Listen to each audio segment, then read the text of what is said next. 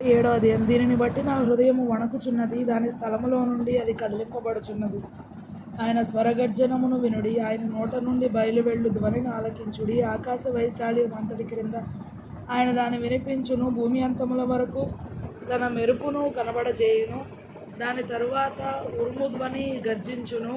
ఆయన తన గంభీరమైన స్వరముతో గర్జించును.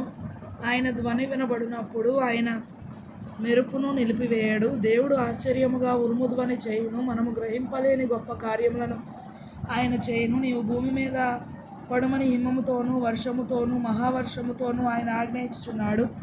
మనుషులందరూ ఆయన సృష్టి కార్యమును తెలుసుకొనున్నట్లు ప్రతి మనుషుని చేతిని బిగించి ఆయన ముద్ర వేసి ఉన్నాడు. జంతువులు వాటి వాటి గుహలలో చొచ్చి వాటి వాటి బిలములలో వసించును. మరుగు స్థానములో నుండి తుఫాను వచ్చును, ఉత్తర దిక్కు నుండి చలి వచ్చును.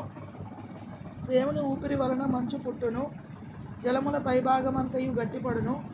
మరియు ఆయన దట్టమైన మేఘమును జలముతో నింపును, తన మెరుపుగల మేఘమును వ్యాపింపజేయును. ఆయన వలన నడిపింపబడినవై నరులకు నివాస యోగ్యమైన భూగోళం మీద మెరుపును మేఘములను సంచారము చేయును. ఆయన వాటికి ఆజ్ఞాపించినది యావత్తును అవి నెరవేర్చును. శిక్ష కొరకే గాని తన భూలోకము కొరకే గాని కృప చేయుటకే గాని ఆయన ఆజ్ఞాపించిన దానిని అవి నెరవేర్చును. యోబు, ఈ మాట ఆలకింపుము, కోరకుండి దేవుని అద్భుత క్రియలను ఆలోచింపుము. దేవుడు తన మేఘపు మెరుపు ప్రకాశింపవలనని ఎట్లు తీర్మానము చేయునో నీకు తెలియనా? మేఘములను తేల చేయుటయు పరిపూర్ణ జ్ఞానము గలవాని మహాకార్యములను నీకు తెలియనా? దక్షిణపు గాలి వీచుట చేత ఉబ్బ వేయునప్పుడు నీ వస్త్రములు ఎట్లు వెచ్చబడినది నీకు తెలియనా? పోతపోసిన అద్దమంత దట్టమైనదగు ఆకాశమును ఆయన వ్యాపింపజేసినట్లు నీవు వ్యాపింపజేయగలవా? మేము ఆయనతో ఏమి పలుకవలనో అది మాకు తెలుపుము.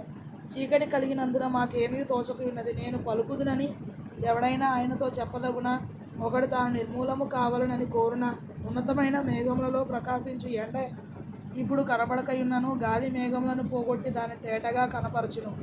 ఉత్తర దిక్కున సువర్ణ ప్రకాశం పుట్టును. దేవుడు భీకరమైన మహిమను ధరించుకొని ఉన్నాడు. సర్వశక్తులకు దేవుడు మహాత్మ్యము గలవాడు. ఆయన మనకు అగోచరుడు.